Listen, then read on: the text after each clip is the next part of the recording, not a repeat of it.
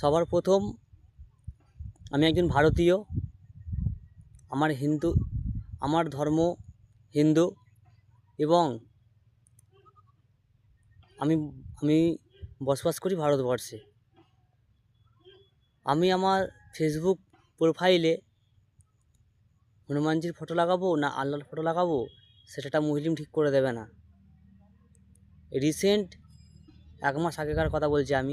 আমি আমার ফেসবুক স্টোরিতে একটা হনুমানজির ফটো দিয়ে হনুমান চাল্লিশা লাগিয়ে দিয়েছিলাম স্ট্যাটাসে।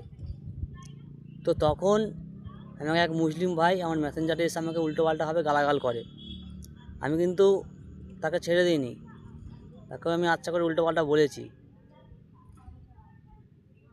তো আমি শুধু ভাবছি আমার ফেসবুক, আমার প্রোফাইল আমি কী লাগাবো সেটা কি মানে মুসলিম বাচ্চারা ঠিক করে দেবে? ওই জিহাদি বাচ্চারা, যাদের কোনো মা বাবার ঠিক নেই, যাদের ভগবানের ঠিক নেই, তারা আমাকে ঠিক করে দেবে? আরে আমাদের ধর্ম, আমাদের বাবা তো আমাদের প্রভু শ্রী রাম। রাম মানে কে? রাম মানে হচ্ছে আমাদের বিষ্ণুদেব। সে তো আমরা কি পাকিস্তান বা বাংলাদেশ দেশে বসবাস করছি যে আমরা মুসলিমের থেকে পরামর্শ নেব? আমি সব মুসলিমদের ক্ষেত্রে বলছি না, কিছু কিছু আছে, আবার কিছু কিছু বলা ভুল। মুসলিম সম্প্রদায়টা এরকম, ওরা উপরে উপরে কথা বলে মিষ্টি হবে, ওরা ভেতরে সবাই ছুরি মারে, কেউ সুবিধার নয়। তাদের মধ্যে 0.00001% ভারতীয় মুসলিম, যারা আমাদের প্রকৃত মন থেকে ভালোবাসে। আর এই যে এদের মনে বীজগুলো ঢুকিয়েছে প্রত্যেকটা মাদ্রাসার ওই জিহাদি বাচ্চা মোল্লাগুলো, যাদের কোনো শিক্ষার ঠিক নেই।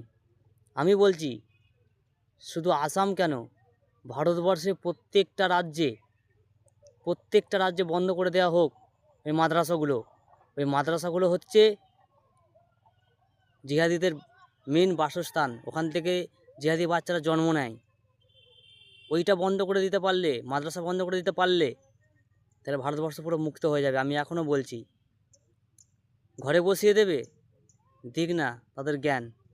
হিন্দুরা সজাগ হয়ে গেছে, আর হিন্দুদের সজাগ করার জন্যই আজকে আমার এই ভিডিও। তো রাম রাম, জয় শ্রীরাম। সবাই ভালো থেকো, সুস্থ থেকো, আর মুসলিম বাচ্চাদের থেকে দূরে থেকো, কারণ এরা সুবিধার না। এর জন্য আমাদের 2026-এ তৃণমূল সরকারকে গদি ছাড়াতেই হবে। বিজেপিতে